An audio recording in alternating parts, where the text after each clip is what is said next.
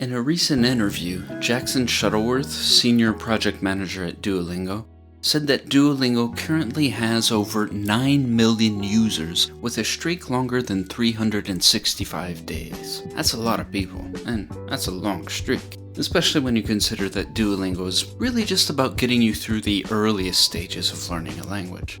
But here's the thing, if you trawl through comment sections and subreddits and the like, one thing you'll notice is that out of those 9 million people with year-long streaks or more, there's some subset of them who are sticking to it just because they don't want to lose their streak. Some of them have a vague or even explicit sense that they're just not getting much out of it anymore, but they feel that they have to keep on going anyway, just for the streak. So why does this type of thing happen, and what are some of the things we can do about it? This isn't going to be a diss Duolingo video, although I definitely have opinions about it. To be honest, the problem isn't specific to Duolingo. It's something that can happen with Duolingo streaks, sure, but really it can happen with any kind of metric. Like if you're counting the number of Anki cards you've reviewed or the number of hours you've consumed input, and so on. I'm just using Duolingo streaks as the most visible example of this.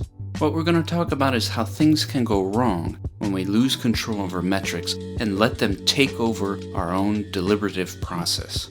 Let's talk value capture. What is it you value about foreign languages? Why are you learning one? If you're anything like me, you start with one idea in mind, but as you progress, your thinking might change. You might discover things you hadn't previously considered and start to value different things about it. And part of what you value about language learning might even be hard to put in words. There's something there, but it's a bit fuzzy. It's hard to articulate. And what if I told you that metrics could get in the way of that and prevent you from figuring out what those values are? Here's an example. One day you decide to get healthy, and that might mean many different things to you. Maybe you want to feel more comfortable moving around in your body. Maybe it's about the aesthetics. Or maybe it's more of a social thing. Like you want to be able to enjoy outings with your friends without feeling any physical limitations. And all of those things might be vaguely in the back of your head somewhere. And to get healthy, you buy a Fitbit or some pedometer that just counts the number of steps you take in a day. And you set out with the goal of doing 10,000 steps per day. The metric is helpful. You don't have to think about anything else. Just get your 10,000 steps in every day. As long as you do that, you'll get there. And you don't notice how it creeps up on you and overtakes everything else. Like, one day, friends you haven't seen in a long time call you up and ask if you want to go bowling with them. This is exactly the kind of outing you were preparing for, the kind of thing you were hoping to be able to enjoy more by getting healthy. But you turn them down. You can't go with them because you're only at 4,000 steps that day, and you still need to get in 6,000 more before the end of the day. So just for the sake of the metric, you're now turning down the very things you had set out to achieve. Or imagine you decide to go to university to study philosophy. You're interested in developing wisdom and trying to understand more about the truth of the world. But then at some point, you start focusing more on your grades. Those become the metrics you live by, to the point that you forget about wisdom. You just need to get good grades. And if you keep going down that track, graduate and become a philosopher yourself, then you start caring more about how many citations you get and the rankings of the journals you managed to get published in. Your initial goal of developing wisdom and finding truth, those have now taken a backseat. These are just a few examples that philosopher Thi Nguyen offers to illustrate what he calls value capture. Here's the nerdy academic definition. Quote, value capture happens when 1. An agent has values which are rich, subtle, or inchoate, and they are in the process of developing such values. 2. That agent is immersed in some larger context, often an institutional context, that presents an explicit expression of some value, which is typically simplified, standardized, and/or quantified. And 3. This explicit expression of value, in unmodified form, comes to dominate the entity's practical reasoning and deliberative process in the relevant domain. If you'd like a portable version, try this. Value capture happens when a person or group adopts an externally sourced value as their own, without adapting it to their particular context. We're only going to scratch the surface of what Nguyen has to say about value capture. But let's try mapping it on to our Duolingo streaks. The metric itself isn't necessarily a problem. In fact, it can be pretty useful. Some people feel that the streak helps them stay motivated. It gives them a sense of achievement and progress, and they feel that they might just give up if they didn't have the streak to nudge them along. Sure, the metric is not their own, it's Duolingo's, and they haven't adapted it to their own context. But in the end, it is voluntary, they chose to use it, and it works well enough for them. There aren't really any problems with that, as long as the metric is being used in service of their own goal. The problem is when that metric starts taking up more space than it should, when it starts to dominate your own practical reasoning and deliberative process. In some ways, metrics like this have the vices of their virtues, meaning that the thing that makes them useful is also the thing that can cause problems. Nguyen uses grades as an example. A letter grade is simple, easy to communicate across context.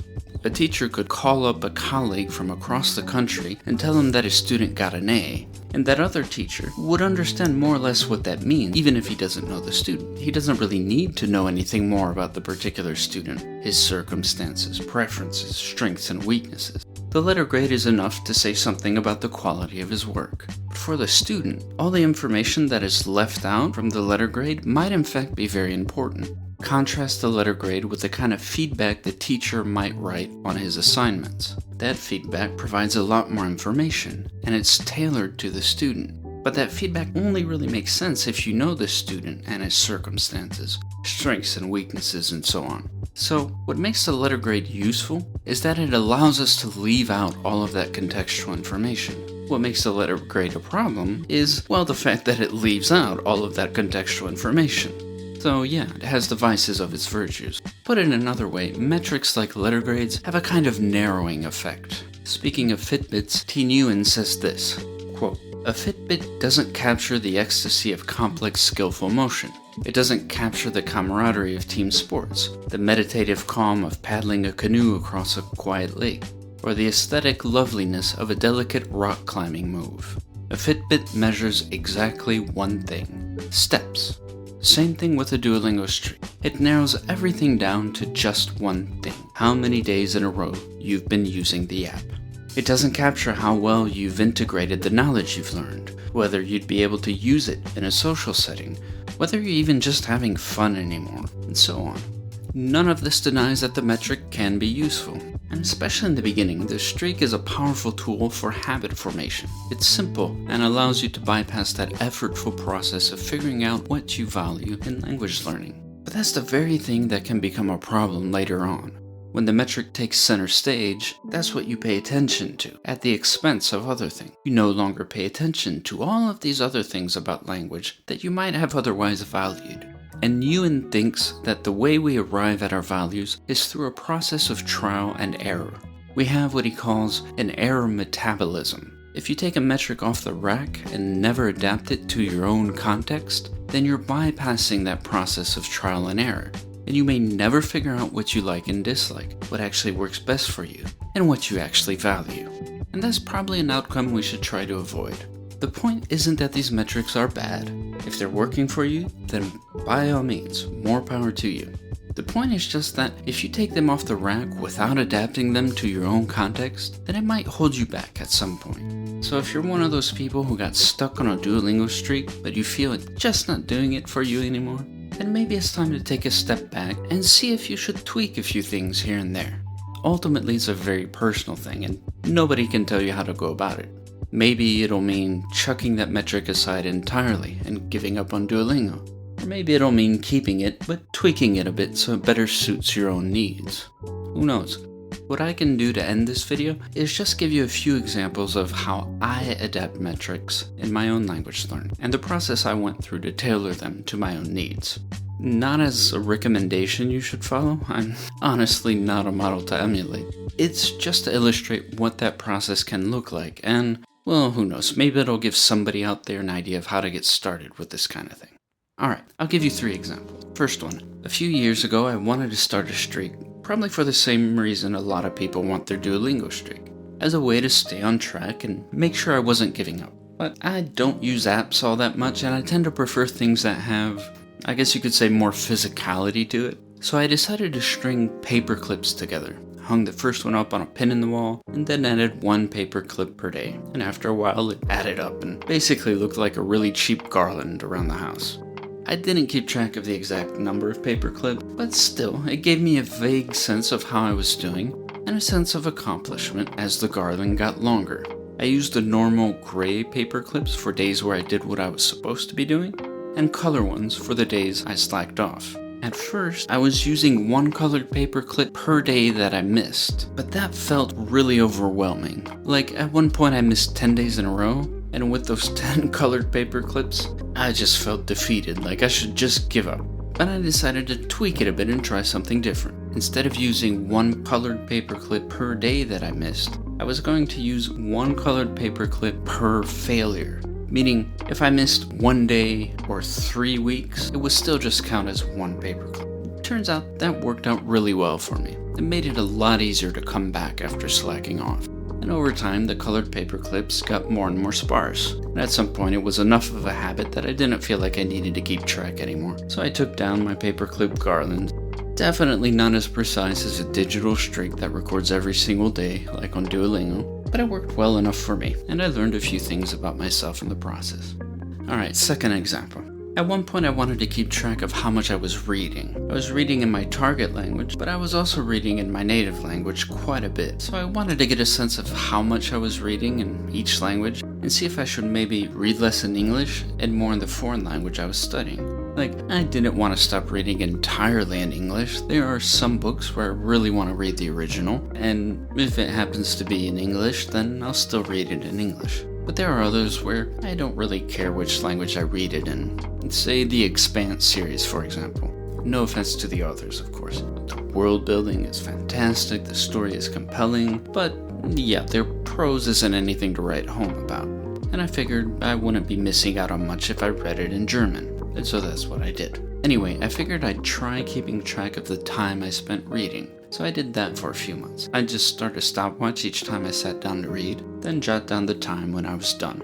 And it was useful information. It turns out I was reading a lot more in English than I'd realized. So with that information, I made an effort to read less in English and more in German. But it also just wasn't quite doing it for me. Like, for whatever reason, the simple fact of starting the stopwatch was making it hard for me to get in that feeling of immersion, of flow, that I like to have when reading fiction. My mind was just too aware of the clock, so I figured instead of tracking time, maybe I could track word count at the end of each month. So at the end of each month, I'd just take the books I'd read in the month and get an average word count and tally it all up. Just a very rough estimate, not precise at all. That worked a lot better than the stopwatch. At least I could get in that sense of immersion. But it still kind of felt like a hassle of having to keep track of word count at the end of each month. So I figured instead of doing it year-round, I'm just going to keep track for 1 month. So just 1 month a year, and that should be enough info to see if I need to tweak anything. And that works well for me. I don't usually track it anymore, but if ever I feel like I'm off balance again, I go back and track word count for a month, and that's that. And again, this is nothing really special. The metrics are really straightforward, it's just that I'm adapting them a bit to suit my own preferences.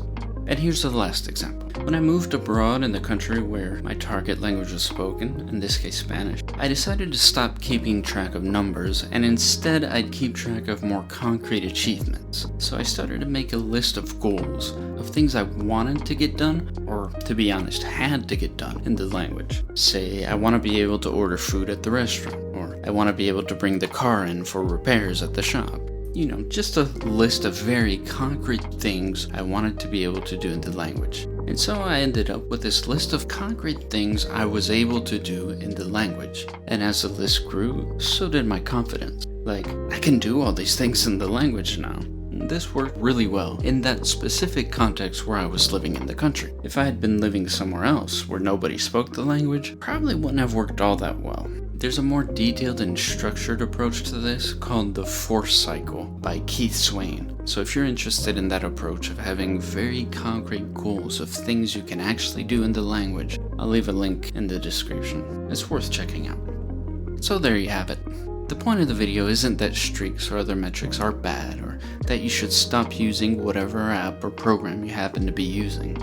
The point is that if you just take them off the rack with no modification whatsoever, these metrics won't take your particular circumstances into account, and that can potentially hold you back. So if ever you feel stuck on your Duolingo streak, then maybe it's time to take a step back and try to tailor those metrics to your own needs. What that'll look like in the end might be something similar to what I did, or it might be something completely different. After all, we humans, well, we're a wildly diverse lot, aren't we?